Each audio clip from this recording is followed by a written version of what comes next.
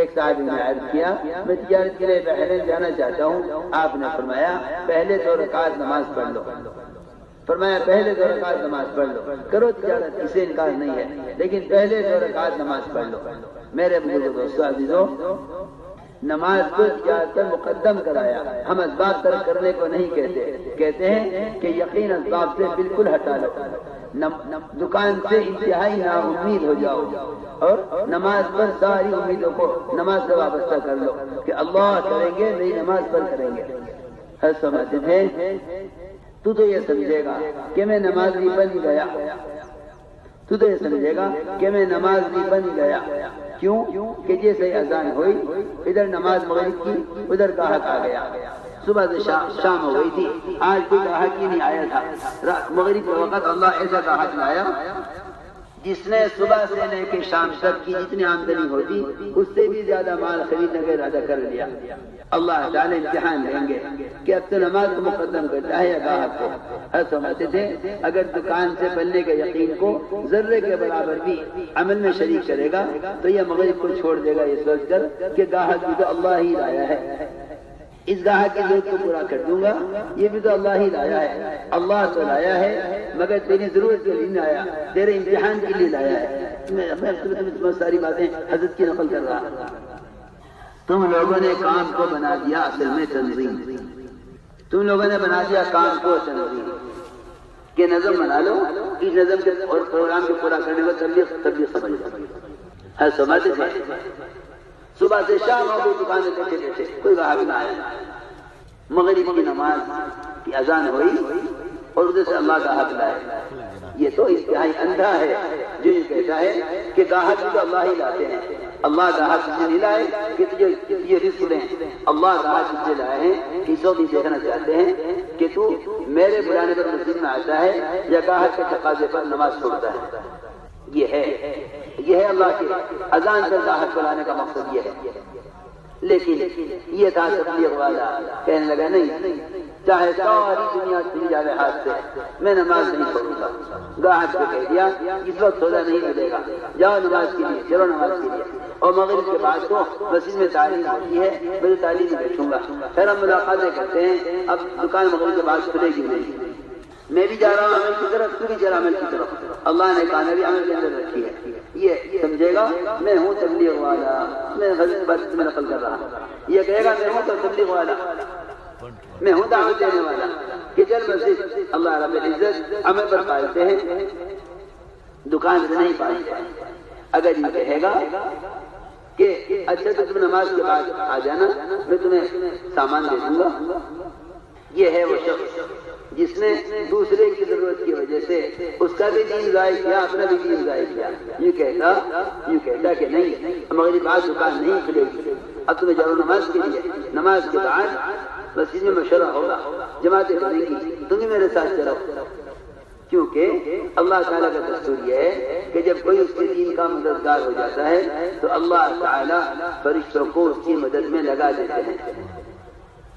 اگر تو چاہتا ہے کہ ملائکہ کے ذریعے اللہ تعالیٰ کام کر دے اور اللہ چاہتا ہے کہ براہ راست اللہ رب العزت تیرے حاجت کو پورا کر دے تو چل میرے ساتھ۔ ہر سمجھتے تھے اس کی بند دکان یہ تبلیغ کرے گی، جو کہے گا دکان کیوں بند کر دی، یہ کہیں گے گشت میں گئے ہوئے ہیں، 3 دن میں گئے ہوئے ہیں، تیری بند دکان کی تبلیغ کرے گی۔ جو آگر پوچھے گا کہاں ہیں کہ جماعت میں گئے ہوئے ہیں۔ ہر سمجھتے تھے یہ آ گیا مسجد میں اس گاہک کو لے کر، یا مسجد میں آ گیا اور گاہک راضی نہ ہوا۔ سنو دھیان سے، یہ سمجھے گا دیکھو میں ہوں یقین والا۔ ادھر مغرب کی اذان ہوئی، ادھر گاہک آیا، میں نے نماز کو مقدم کر دیا۔ ہر سمجھتے تھے یہ دکان چھوٹی شکل ہے جس کو تو نے اذان پر اور نماز پر چھوڑ دیا ہے۔ ہر سمجھتے تھے اللہ تعالیٰ اس امتحان کے بعد اس سے اگلا امتحان بھی دیں گے، اس امتحان کے بعد تیرا اگلا امتحان بھی دیں گے۔ وہ اگلا امتحان یہ ہوگا، وہ اگلا امتحان یہ ہوگا، ابھی تو چھوٹی شکل چھوڑی ہے، چھوٹا سا کھوکا ہے پان کا، چھوٹی سی دکان ہے پرچون کی، اس کو چھوڑ کر آیا ہوں نماز کے لیے۔ اللہ تعالیٰ تیرا اگلا امتحان دیں گے، کہ تو جا رہا ہوگا نماز کے لیے، ایک چیز آئے گا یہ کہے گا کہ ہندوستان کے وزیر اعظم آپ کے گھر پر آ گئے ہیں، آپ کو بلا رہے ہیں۔ حضرت فرماتے تھے یہاں ہوگا امتحان کہ اللہ کی بادشاہت کو تسلیم کرتے ہیں یا اپنے ملک کی وزارت کو اللہ کے مقابلے میں تسلیم کرتے ہیں۔ اگر یہ کہتا ہے، اگر ایمان والا ہے تو یہ کہے گا کہ وزیر سے کہہ دو اگر اللہ مطلوب ہے تو کلمہ پڑھ کر مسجد میں آ جائے، اور اللہ مطلوب نہیں ہے تو انتظار کرے، ہمیں اللہ نے بلایا ہے، ہم نماز کے بعد ملیں گے۔ فرماتے تھے کہ یہ ہے ایک چھوٹی شکل کو نماز کے لیے چھوڑے گا تو اگلی شکل پر اللہ امتحان دیں گے، اگر اگلی شکل پر بھی کامیاب ہو گیا تو اللہ تعالیٰ اس کو اپنا دوست بنا لیں گے۔ یہ ہوگا وہ جو بادشاہت کرے گا ساری مخلوق پر۔ میں کچھ کہہ رہا ہوں، تقریر نہیں کر رہا، تبلیغ میں اس کی مشق ہے، تبلیغ میں اس کی مشق ہے، یہ نہیں جہاں جیسا موقع ہو وہاں ویسا کر لو۔ ہر سمجھتے تھے موقع محل کے اعتبار سے عمل کرنے والے بہروپیے ہیں، موقع محل کے اعتبار سے عمل کرنے والے بہروپیے ہیں، یہ جہاں جیسا موقع ہوگا ویسا عمل کر لیں گے۔ جماعت کی نماز دوسرے کے چھوڑ دے گا کہ جماعت کی نماز سنت ہی تو ہے، فرض تو ہے نہیں۔ ابھی کا حق آ گیا ہے، میٹنگ چل رہی ہے، اس وقت وزیر اعظم نے وقت لیا ہوا ہے، اذان پر اگر مسجد میں نہیں آتا تو خدا کی قسم اس نے اللہ کا براہ راست انکار کیا ہے، اس نے اللہ کا براہ راست انکار کیا ہے۔ کیونکہ یہ بات یاد رکھنا کہ اذان اعلان نہیں ہے، اذان نماز کے وقت کا اعلان نہیں ہے۔ لوگ سمجھتے ہیں اذان کو نماز کا ٹائم بتانے کے لیے ہوئی ہے، نہیں، یہ بات نہیں ہے، حقیقی بات نہیں ہے۔ اذان دعوت ہے، اذان دعوت تامہ کا ہے، اذان کو اذان کا اعلان نہیں کہا کہیں، اذان کو حدیث نے اعلان نہیں فرمایا، اذان کو حدیث نے دعوت کہا ہے۔ دعوت کا مطلب اعلان نہیں ہے، دعوت کا مطلب یہ ہے کہ اللہ نے آپ کو فوراً بلایا ہے، اللہ نے آپ کو بلایا ہے، آپ اللہ کے بلانے پر چلیں۔ اگر آپ اللہ کے بلانے پر نہیں آ رہے ہیں تو صاف فرما دیا کہ اللہ داعی ہیں، جنت دسترخوان ہے، محمد صلی اللہ علیہ وسلم بلانے کے لیے بھیجا ہے۔ جو آ جائے بلانے پر وہ جنت میں داخل ہوگا، جو بلانے پر نہیں آئے گا وہ جنت میں داخل نہیں ہوگا، صاف فرما۔ اس لیے میں عرض کر رہا کہ یہ ہے تبلیغ ایک مخصوص طریقے پر محنت اور مشق کرنے کا نام ہے۔ یہ بات نہیں ہے کہ آپ کسی بھی ذریعے سے پیغام پہنچا دیں، دعوت نہیں، دعوت نہیں عرض کر رہا ہوں، تبلیغ میں یہ مشق کرنی ہوگی۔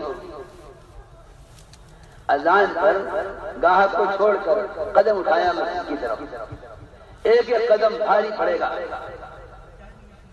کیونکہ یوں سمجھتا ہے کہ اللہ نے مجھے جو اسباب دیے ہیں میری ضرورت کے لیے دیے ہیں۔ خدا کی قسم نبی کے اسباب بھی ضرورت کے لیے نہیں ہیں، جب نبی کے اسباب بھی امتحان کے لیے ہیں، چاہے سلیمان علیہ السلام کے اسباب ہوں ان کے امتحان کے لیے ہیں، کہ ہم دیکھنا چاہتے ہیں کہ یہ ہمیں اسباب میں کتنا یاد رکھتے ہیں۔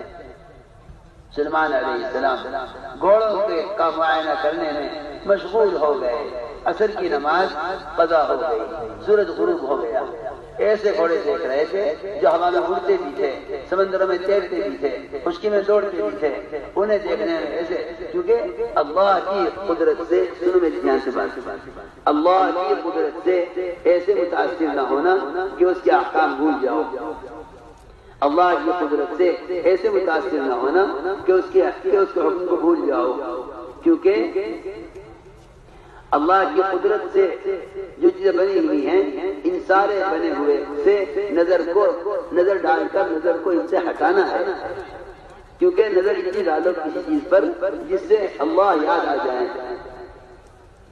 کسی چیز کو ضرورت سے زیادہ دیکھنا یہ اللہ سے دور کر دے گا، تم کہو گے میں تو اللہ کی قدرت کو دیکھ رہا ہوں، کہ نہیں، تو اللہ کی قدرت کو اتنا ہی دیکھ جس سے اللہ تک پہنچ جائے۔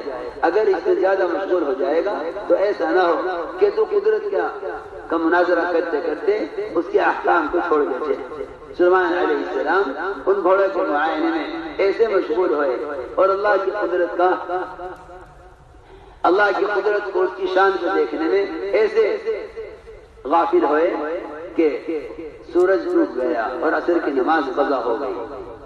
بس یاد رکھو جنہیں واقعی اپنے عمل کے ضائع ہونے کا حقیقی غم ہوتا ہے ایسوں کے لیے اللہ رب العزت نظام کائنات کو مسخر کر دیتے ہیں.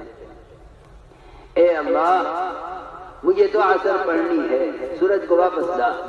اور وہ گھوڑے جن کو دیکھنے کی وجہ سے عصر کی نماز قضا ہوئی تھی کہ سارے گھوڑوں کو کاٹ ڈالا اور سب کو ٹکڑے کر دیا کہ نہیں کوئی دولت نہیں ہے اور کوئی عجوبہ نہیں ہے. ایک نماز کے ضائع ہونے کے مقابلے میں اگر ساری دنیا کو یہ ختم کر دیا جائے تو ایک نماز کا درجہ اونچا ہے. اے اللہ مجھے نماز پڑھنی ہے، سورج کو واپس لے کر آ. میری تو ساری بادشاہت اور ساری زندگی کے سارے عیش آرام اور سب کچھ ختم ہو گیا، میری نماز قضا ہو گئی.